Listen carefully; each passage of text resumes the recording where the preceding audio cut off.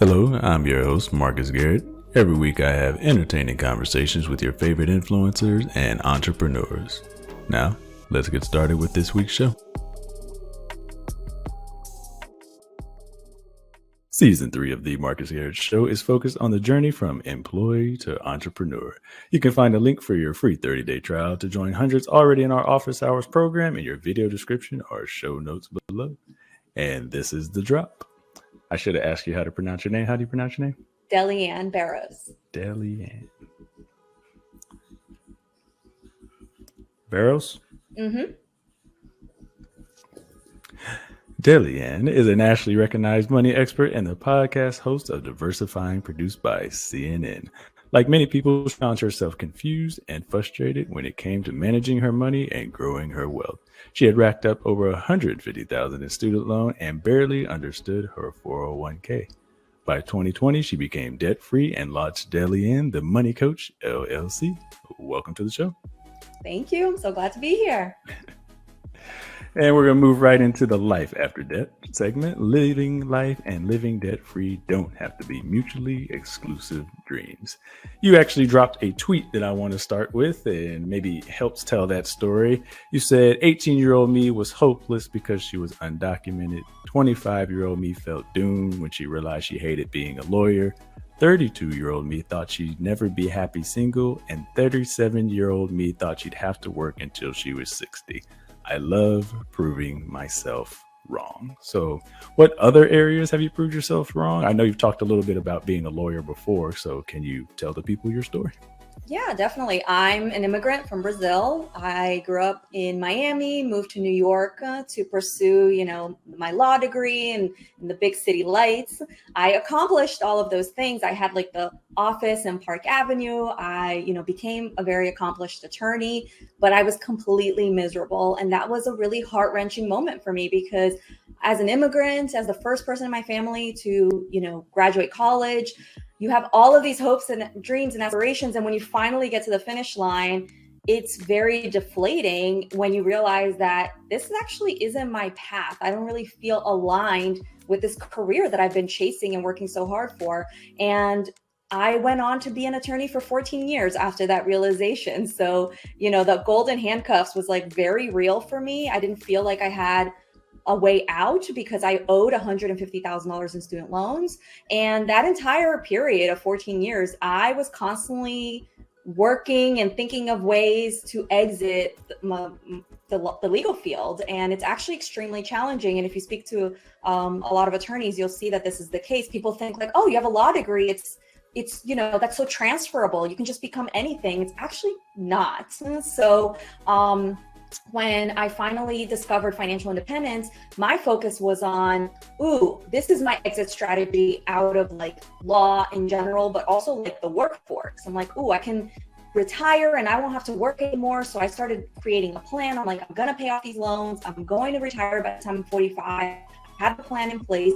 And then that was set, right? I was like, I'm going to work for another 7 years and retire. But then I started my business alongside that so that I could document the process. I was like, I wanted to share it with people. I wanted the accountability for myself and I wanted to share my knowledge.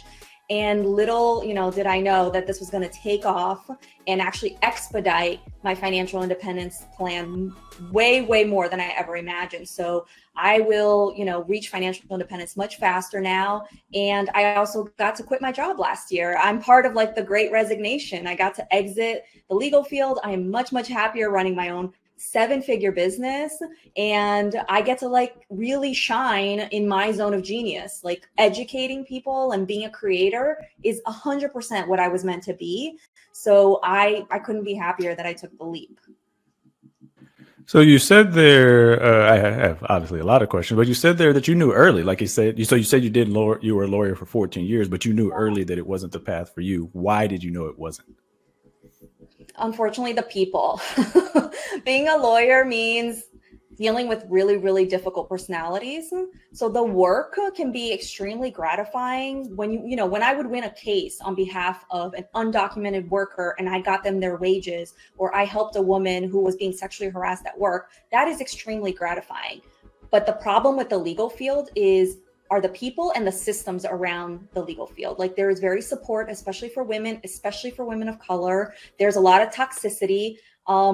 It's not surprising that lawyers are like type A, and a lot of them can be like borderline psychopaths, like literally. So it's a very, very difficult field where you have to have very tough skin, which I was able to endure. But I'm like, is this what it's about? Like enduring this? Like, it should be so much more than this. Like, why should I have to put up with this abuse so that I can do the kind of work that I believe in? It just never connected for me, which is why I didn't like jump from job to job. I only had 2 jobs out of law school because I knew the problem wasn't necessarily the place I was working in, it was the field in general. So for me, the solution was I need to exit this field, which ended up being the correct, path for me.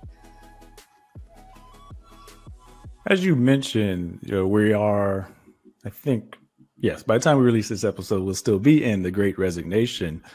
So do you have any tips or anything you wish you knew sooner for someone who's also looking to either leave a field or leave a career or pivot? Yeah, I think it's hard to do this just trying to apply for jobs online in an isolated bubble. What was true before is still true today. Having a network, talking to people, having connections, that's going to expedite this for you, right? Like that hasn't changed. Most jobs that are really valuable, that people are really chasing, people are able to land those because of a connection, because of somebody that they knew that recommends them or refers them into that job. So you really do have to tap into that. Also, don't stay at one place for too long. I did that. I stayed at one job for 7 years and then a second one for 7 years instead of moving around and actually increasing my salary faster. So because I stayed at those jobs for longer, I was only getting like incremental raises. Whereas if I had leveraged, other job offers, I probably could have reached the 6-figure mark much, much faster and have reached financial independence much faster too. Appreciate you for saying that. There's an article for Forbes, which will be on the folks screen who are watching on YouTube, that said on average, employees who stay with the company for longer than 2 years lose 50% of their pay. So it always goes viral when I tweet it. So I'll go ahead and drop it there and probably tweet it again. So I'm going to ask for the listening audience. I'm sure they have this question as well. And it's, do I need to be a lawyer to start your 7-figure business, but do they need to be a lawyer to start their business? Absolutely not. I'm not going to say that the skills that I learned as an attorney didn't play into the success of my company. I absolutely think they do. Obviously, I spent 14 years negotiating and, learning how to land at a certain, endpoint. And there is a skill to that helps you with marketing and all of that. But you do not need to be a lawyer in order to do business. Absolutely not. I think everybody has a skill that they can market to a business. It's not like, I need to go and purchase a skill. I need to go and, get another degree so that I can launch a business. I think that everybody has a skill that they're probably not monetizing. They think that it's not monetizable. Like I was talking to a friend and she's like, well, I don't do any of these things that you do. But I'm like, no, but you're a phenomenal writer. Like she didn't even realize how good. Like she reads voraciously, right? She reads all of these books. Her vocabulary is just stunning. And I'm like, you don't understand how many entrepreneurs are awful at copywriting. And you could be that person who steps in and helps them with that, right? Or how many people just need a second pair of eyes to read a book or read a blog or anything. Like that is a skill that you can monetize. Absolutely. So I encourage people to think a little more creatively about their skills and don't be so pigeonholed just thinking about like, my degree is in this field, therefore I can only work in this field. It's not that case anymore. Yeah, I'm going to transition to how we got here today, but you're right as far as the network goes. I've actually found, I don't even think it's close. I think it's actually 0 to blowout. I found like pretty much all my jobs through Twitter, just kind of like reading threads and asking for requests for response. Right. But one that I'm kind of actively researching because I kind of find myself at a pivot in my career. I've been in audit for 15 years. And similar to you, I came to, well, I didn't come to it as soon. Perhaps I didn't have that maturity, but I realized like I had this frustration and I was trying to point fingers at audit. And then I, went to therapy and now I'm focused on what's in my control, what's not in my control. And I was trying to blame the field, but like I changed. And another friend who was also a former auditor who pivoted out of, he's like, it's the penalty of being great at something you're agnostic about. So I'm good at audit. I've gotten promoted of audit. Yeah. I'm actually running a division in audit, but it's just like, and I grew to that point. So building up to, I was actually on Twitter and saw something recently. It was a woman who had pivoted into tech and she was a former teacher. And she was like, here are jobs in tech that you wouldn't think you could do, which I've updated in certain areas and I'm now looking into, but it was a tech writer in operations, which I'd have never thought of for folks who would be interested as well. And speaking to networking, that's actually how we got here today. I saw you on the, I want to shout out both. Do I have this here? Stephanie O'Connell Rodriguez for the Money Confidential podcast. I'll get that in your show notes, folks. A great podcast you should listen to. When I was out stalking everybody's podcast for my podcast curation with All Star Money. And you had an episode, this is before you launched Diversifying Podcast, which you'll also find in your show notes. But you were speaking on management and debt. You said something that lived in my head rent free ever since. I dropped it in your DMs and I prayed for the best and you responded. Here we are today. But the quote was, we call it, but actually, let me hit this correctly. Yeah. Well, it's in bold, so I got to hit the voice. We call it budgeting, but the wealthy call it cash flow management. And when we're talking about debt, they don't call it debt. They call it leverage. That's right. What did you mean? I mean, it's a great episode. I'll get it for him. But can you explain that and unpack that a little bit? Yeah, I think the biggest misconception about personal finance is that you need to be some kind of a math whiz in order to be successful with your money. And really what I tell people, it's more about learning a new language. It's more about reading comprehension and psychology than it ever is about math. And words have power, right? Like words are powerful. We know that, right? Like people literally get canceled over saying wrong words. So we know words are powerful. And the fact that the everyday person, when we borrow money, it's called debt. But when a millionaire does it, it's called leverage. There's a reason for that, right? There's a reason why it's called budgeting for us and it's called cash flow management for the rich. And I noticed this when I was taking my CFP course because I'm studying to, I'm just, taking it for my own edification to see what's behind this curtain that is the CFP. And I started to notice these changes in language and I'm like, why is this so complicated? And I'm looking behind it and I'm like, this is literally about budgeting and they made it so complicated. And this is the problem with the financial industry in general is that they use a lot of language to gatekeep knowledge to essentially create an industry for themselves. They're like, if we make it sound really complicated, if we make it sound really difficult, people will come to us as if we're the experts. And I'm not going to say that there aren't experts in the field, in the financial industry that have value to give, but most of them are using language to weaponize people's fear or ignorance of investing, So instead of educating people, they're actually making it sound very scary and using that against people, which I absolutely do not condone. So my whole, thesis with having this platform is to be a translator for everyday people, for the real, for the everyday investor. I'm here to translate all of this complicated jargon that the financial industry has created to gatekeep in order for you to see that you have access to these things just like everybody else. And that's my whole goal. But I get really frustrated when I see all of this complicated jargon scaring people away from things like budgeting, investing, borrowing money, using credit cards, all of that stuff. And do you have an example? I was looking at this question here, but I think it is still relevant. Can you explain some of the difference of the average American approach to money to what you're seeing either from financial planning or just what you've seen through your experience? Yeah, and I just did an episode on this for Diversifying where we talked about the fact that, everyday people, we use our paychecks to live and spend money, purchase things, all of that.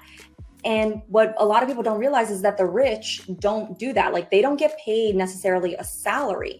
Many of them get paid very, very little salary wise, but they live off of like their stocks, but they don't even sell those stocks, right? It's like, oh, they have all of these stock options. Like, Jeff Bezos is worth billions, but he doesn't go and sell his stocks in order to pay for his groceries, right? He borrows money from the bank and says, hey, I'm going to use this stock as collateral. Look, I'm good to pay back this loan because I have all of this stock. And so he has a relationship with the bank in the way that everyday people do not. You cannot go to Bank of America and be like, hey, Bank of America, I own 10 shares of Apple. Can you lend me some money? I'm good for it. It just doesn't work that way. So it's just that is like one huge difference of like how our system is completely, compartmentalized between everyday investors or everyday people and like the millionaires, multimillionaires and billionaires, right?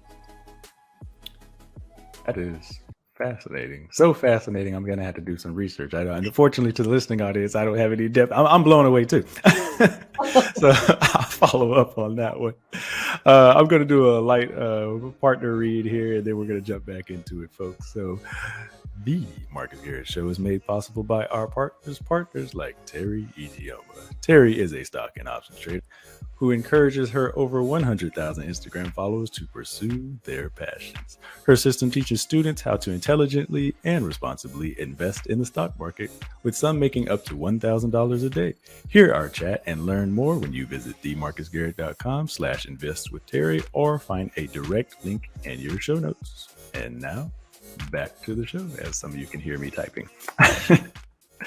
So you had a response, and as we were kind of in the black box, if you will, in the unrecorded session, I was like, I don't know if you still want to talk about this. It happened 2 weeks ago, so is it even real? It was like pre-slap, and so everyone knows what the slap is. And I was like, is it even still viral? You're like, okay, let's talk about it. So y'all will hear much better audio than this. And to be perfectly honest, I actually don't know the name of the podcast, and I don't plan on dropping it, even if I did, exactly. And I will not be linking to it. So, relevant. But the video and or audio will be playing. So let me know if you can hear this audio. Says, I got a good job. I make very, very good money. And she says, the only thing I need now is a man. It's like, yo, it's like, who wants you? Who wants you? You're right. Like, once you have achieved these things, you have unfortunately disqualified yourself. Ooh. Wow, I've never been so happy to be disqualified for something in my life. And seeing as this applies to me, since I'm a millionaire, I'm a lawyer, and I have a very successful podcast with CNN, I figured I'd respond. His whole demeanor is, let me reject you before you reject me. And what am I disqualified from exactly? From dating men like you? That's like telling me that I'm disqualified from having a lobotomy. Men like this are threatened by women because they're in constant competition with women. Instead of looking for a partner to build an empire with, they're too busy dragging women down to their level. And it's no surprise that weak men who have nothing else to offer try to use money to control women. Until women have full body autonomy, men should not have access to microphones. You had a response to this video, so can you share with the people what your response was? And it was simply, I think the title of this is High Earning Women Are Less Attractive. Your response. They knew what they were doing when they posted this. They knew it was going to attract, a lot of negative reactions. And I don't usually like posting stuff like this because they're doing it for clickbait. But it's also, it's an opportunity to start a conversation because there are, unfortunately, a lot of men that feel this way and think this way. And I have felt this, in my dating life where I've always earned more than the men I've been with, than the men I've dated. I've always earned more. I don't lord it over them. I don't look to control them. I'm not trying to be somebody's mama or somebody's, whatever.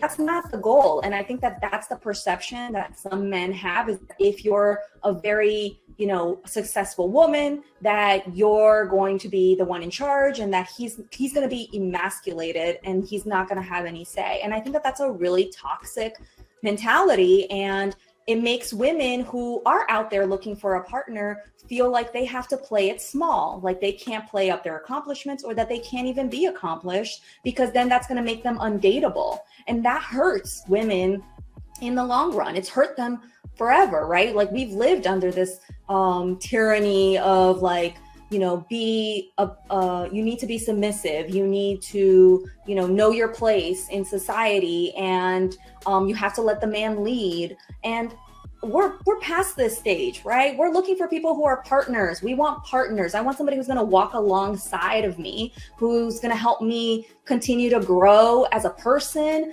and evolve. And that doesn't mean that like you're not a wallet to me. Like, I would think that men would be happy about that. Like, we're not looking to you like you're a wallet. Isn't that a good thing, right? We have our own money. Bring your personality. Bring me something else to help me grow as an individual. And I think that's the problem, is that some of them maybe don't have a personality, don't have anything else to bring to the table other than money. And so if you take away money, then what else is there? That was my thinking with this whole thing. Yeah, I get it. And y'all can, I'm sure those who are quick with the Google fingers, and if you want to leave a 5-star review, I'll be happy to read it in as real. I say 5-star because those are the only reviews that I read. But y'all will have the audio. I know some of y'all will be fiery. You can follow up with me at info@themarcusgarrett.com. And I might even find a way to grab some audio. So appreciate you for sharing that. And I'll get your video in as well for the people watching on YouTube at youtube.com/themarcusgarrett. I think I officially hit all the plugs, and I've got a slightly equally viral but slightly lighter one, so I can screen share this one so you can at least see it for the people at home on your screen. So I dropped this on the gram, and of course the ones that I think are going to do something on the gram don't do anything, and this wasn't one of them. I was like, I'll just drop this, see what happens. And where are we at? So it's 48 likes but 32 comments, which is impressive for me. So I'll read it for those people who can't see it. It's from Reddit. Allegedly. I never know what's real anymore. So allegedly it's from Reddit. I'm not trying to get sued by Reddit.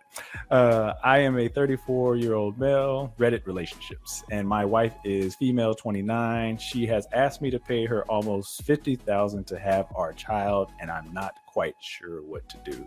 So you'll have the full summary on your screen, but there's a summary somewhere. I'm not reading it. It's a very detailed story. Yeah. But the gist of it is, my wife and I both earn over $175,000 a year, and we are considering having children. She is asking me to compensate her for 6 to 12 months as compensation for the time she will have to take off to have our child. I do not know whether she is pregnant. Your thoughts, and then I'll share some of the listeners' comments. Yeah, the whole thing was like, yike. The things about their relationship is, first of all, they're not married. So she's not protected, right? Like, neither of them are. There's no protections other than like common law. So they're not married. He says they're spiritually married, whatever that means. The law doesn't recognize that. They split everything 50-50, literally everything 50-50. So she's like, well, I'm going to be taking a hit in my career because I'm going to stay out of the workforce. And I'd like you to compensate me for that. And I think it's smart. I think it's smart. And if we had paid maternity leave in this country, like so many other countries already do, this wouldn't have to be an issue, right? Like, couples wouldn't have to be having these types of conversations. And that's what's like frustrating about this. And also, if men were, I also reposted this and I said, hey, if men were having children, then they would have paid paternity leave and this wouldn't even be an issue. Let's just say it how it is. That's my opinion. But I think that she's smart to do this. She came at it very pragmatically, and that's probably a product of their relationship. That's probably how they approach everything, from the utilities to the rent. And she's like, well, why should this be any different? And all of a sudden, he's the one being very emotional. He's like, well, we're having a child. Like, she should just be happy to have my child. Like, how dare she ask for, to be financially compensated. And I don't think that's fair. Like, I think he's weaponizing her emotions against her. I'm like, come on, let's be realistic. Like, a kid costs money. Her being out of the workforce is gonna hit her pocket. And if you really care about this person, you guys are really a team, you haven't like joined your finances yet. So this is how it's gonna be. Like, this is how you've been living your relationship. Now you want to change the rules? That I think is like very, very fishy.